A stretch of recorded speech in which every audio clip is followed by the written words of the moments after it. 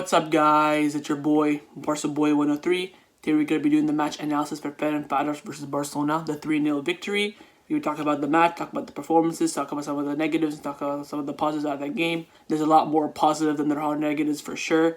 And overall, it was a fantastic victory yesterday. Before we get into it, make sure you guys smash that like button. Let's try to hit 150 likes on this video. It'd be very much appreciated. And of course, hit that subscribe button and let's get into it. So let's start off with Koeman. We're going to talk about how Koeman did so well in this game. Let's start with the starting lineup. He went with Neto, Dest, Mingueza, Lenglet, Jordi Alba, Pedri, Busquets, Trincao, Griezmann, Dembele, and Braithwaite up top. And the lineup he chose was fantastic. And then the one point you can make is, of course, that double pivot of Busquets and Pedri. Maybe we would like to have seen maybe Alena or Riqui Puig start the game. But then again, these are the games that you want Busquets to start. You'd rather him start these games than the one in La Liga in the weekend against Cadiz. Overall, the lineup was, I think, pretty much spot on. And the performance as well as spot on. It was a fantastic performance. From start to finish, Barcelona were attack. When it was time to defend, we defended very well. And it all came down to Koeman. His subs today, the sub list is on the screen right now. Alena came on, Riqui Puig came on, Frenkie de Jong and Junior Firpo came on, and of course, Conrad de la Fuente came on. And the way he spaced out his subs today were absolutely magnificent. He brought on Firpo and de Jong at halftime, brought on Alena and Riqui Puig around half an hour to go, and then he brought on Conrad last 15 minutes. His subs is what we've been asking for. Space them out, make them impactful, and utilize your five subs that you had. And he did that all today. The team performed well. The subs were absolutely spot on. And it was a perfect night for Koeman. There's this interesting stat that came out during the game that for Martin Braithwaite's goal, there were 33 passes in the build-up, and that is the most in the Champions League this season. And that just shows that the tiki-taka in us has not died out. We've, passed on the back. Look at it. I think every player touched the ball apart from Neto. You can see all the movement came from more the right-hand side, and then switch to the left-hand side, back to the right-hand side, switch. Keep on switching until we find the space. We found the space on the left-hand side. Jordi Alba attacked it, and Braithwaite finished it off, and it's absolutely brilliant. So another interesting fact that came out was for the first time in history, Barcelona win 3 consecutive away games with a clean sheet during the Champions League season. That should be a stat that Koeman should be very happy about. Of course, we talked about this a lot at the beginning of the season about how the defense is so bad. And he's fine-tuning that. I've seen we're getting a lot of clean sheets this season as well, especially at the beginning. And now we've kept a lot of clean sheets. And hopefully Koeman can keep this up. Another interesting stat that came out was, of course, Pedri's stat. Now, I gave him a 6 out of 10 in my match review, which may have been undeserving because he led in Barcelona in recoveries with 12, passing accuracy 94%, and 143 touches. Now, that is amazing. That is amazing for a double pivot. That is an absolutely outstanding performance from Pedri, and he controlled that midfield today absolutely superbly. Like I said in my match review, and I'll say it again, Koeman today is a 10 out of 10. He did nothing wrong, and he got everything spot on. Now, the main thing is, of course, I'm going to say it again, is the consistency. He needs to keep it up. He's been keeping it up from Dynamo, from Osasuna, till now. Maybe from Osasuna and Dynamo, there were some little nooks and crannies, but today I think he's probably his perfect day. But of course, it needs to keep happening. Maybe you can have a little bit of a blip here and there. Maybe team selection wasn't right. You made the changes. You got the job done. But the consistency is key. And this could be a big challenge for Koeman. We're in the month of December. We are on December 2nd. We have about 7 games in December now. And he's going to have to win most of them because we are really behind the Liga. And most of our games are all at home as well. So home games have to be a win.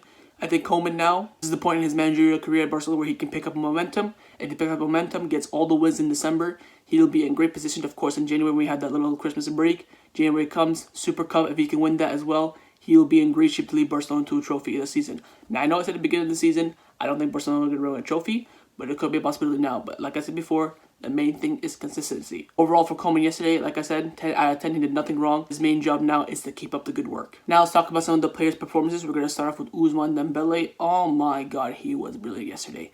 If he can keep this up, he will be one of the best players in the world. I will say that to you right now. Bartomeu said that as well when he signed him. He said, I know injuries have been hitting him. I know people said, oh, we shouldn't have signed him.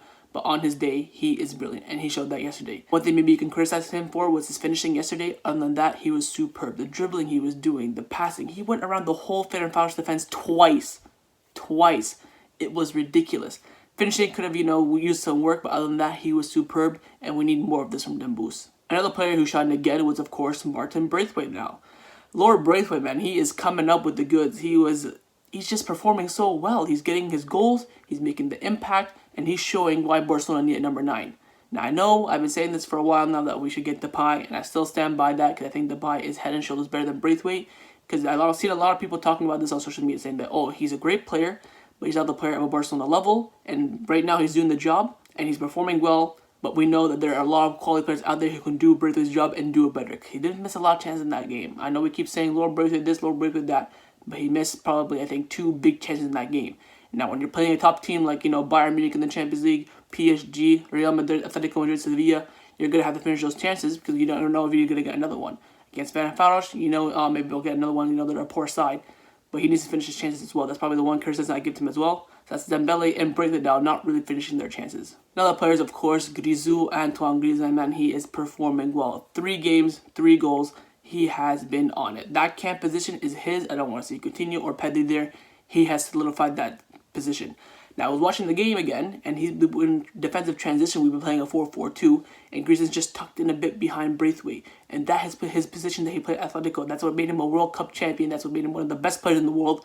That position is what made him 3rd on the Ballon d'Or list, I believe, 2017 or 2018. If he can keep that spot in the team, and Koeman keeps playing them there with Messi on the right, Dembele on the left, and Braithwaite up top, he will shine. And I'm really excited to see what's going to come from Antoine Griezmann. Another player who's on cloud 9 right now is, of course, Oscar Mingueza, the Barcelona B center back. Now, Barcelona tweeted this out after the game. 3 starts, 3 games in which we have conceded 0 goals with Oscar Mingueza in our defense. Now, I tell you what, he's making me think that we don't need Eric Garcia anymore. He has been superb. Of course, he still has mistakes on him here and there. If he can just fine-tune that, work on that in his practice, he will be a superb center back acquisition. And I tell you what, him and Lenglet have made a strong partnership as well. The only worry I have now is that we have a lot of right-footed center backs. We need to get more left-footed center backs. With Umtiti maybe coming back soon, we can maybe see Oscar Mingueza and Umtiti play. But I tell you what, Oscar Mingueza has been taking his chance. A lot of Barcelona B players don't do that. They come in, they get their opportunity, they don't really perform. Oscar Mingueza has performed. We have not conceded a goal with him in defense. That is outrageous. If he can keep this up, he will definitely get his first team contract for sure. Another player who had a fantastic performance yesterday was, of course, Sergino Dest. I gave him an 8 out of 10 yesterday, and that is well deserved.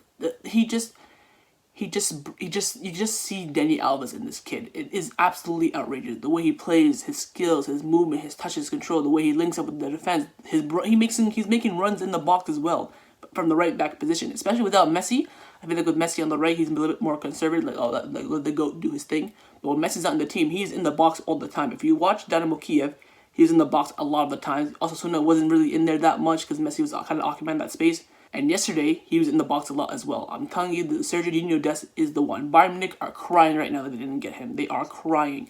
We have a top quality player, top quality prospect. He needs to be playing a lot more games. I'm just hoping when Sergio Roberto comes back from injury, Koeman doesn't start Dest over him. Koeman doesn't start Roberto over him. Because if he does, it's just going to be more favoritism than he's going to get. Like, I feel like the Roberto PK injuries are kind of helping Koeman in a sense because he's getting to play the players that should be starting the games, and now maybe that's going to open his eyes to that a bit. But Dest, oh my God, he is superb. I'm really excited to see what he does for the rest of the season. Now I want to talk about 2 players who didn't have really the best performances. We'll start off with the captain on the night, Sergio Busquets. People tell me that he shouldn't be starting, he shouldn't be playing, but these are the type of games we should be playing. In an away game in the Champions League, we're already qualified. Give him a bit of a run now, but he didn't perform that well, and I'm worried that Koeman may play him on the weekend, which he shouldn't. These are the type of games that Busquets should be playing, and the fact that he doesn't perform, maybe he's not at the level anymore, because he had a pretty poor performance against Osasuna as well. Back-to-back poor performances from Busquets doesn't really do that much, but I am worried for him because I feel like Koeman's going to keep playing him and playing until he plays well. But Busquets, I feel like I said before, I'll say it again, this double pivot system doesn't really suit him. He's used to being the only CDM, now he has one beside him. I feel like just with him by himself, he could do the job.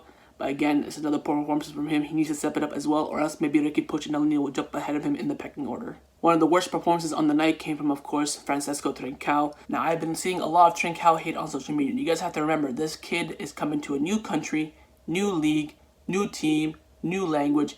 He needs time to adapt. Now, of course, it is fair to criticize him. Of course, this comes part of the game, constructive criticism. But you shouldn't be slandering the kid like this. Like, I'm seeing people saying, oh, send him out alone, sell him, do this, do that. We need to take it down a couple notches. Let him perform. Let him get a run of games. Of course, he only comes out. This is like his 3rd game he started. He started Ferencvaros in the first game, Dynamo Kiev, and now this game. You have to give him some time. He's only made set up appearances. He did pretty well against Osasuna. Had that nice mover, that assist that got ruled off for offside. But Trincao just needs some time. I know he had a pretty bad performances. Touch wasn't off. Skill moves weren't coming together. Missed that open net as well, which I really hoped he was going to score. But I think once he gets that first goal, he'll come into it and we'll see the Trincao that we all know. Like I said before, I did a reaction video watching him. I thought he was absolutely superb. He is a great talent for the future. Maybe a loan move would suit him next season, but this season he's going to be 100% with us, and we need to back him. Just an overall recap, I think this Ferencvaros match has been a great win for Barcelona on and off the pitch.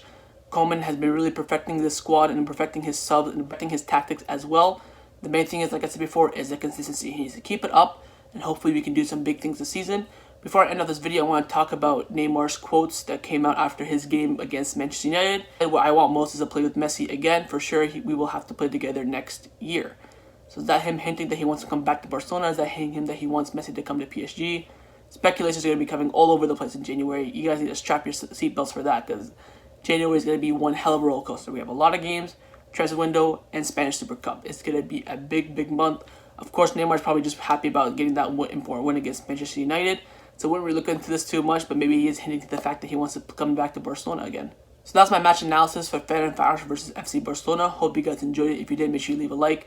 Again, let me know your comments down below. Let me know your thoughts on the lineups. Let me know your thoughts on the overall performances. What you think Koeman did really well. What maybe you think he can improve on. Of course, the players. Let me know what players you think are really doing well. And what players you can use some improvement. I reply to every single comment, so leave them down below and you'll get a reply from me. And of course, hit that subscribe button, and I'll see you guys tomorrow for Cadiz versus Barcelona match preview. Games are coming in thick and fast. There's no rest. Games are getting played every other day now. It's absolutely ridiculous. So I'll see you guys tomorrow. Take care, and Forza Barca.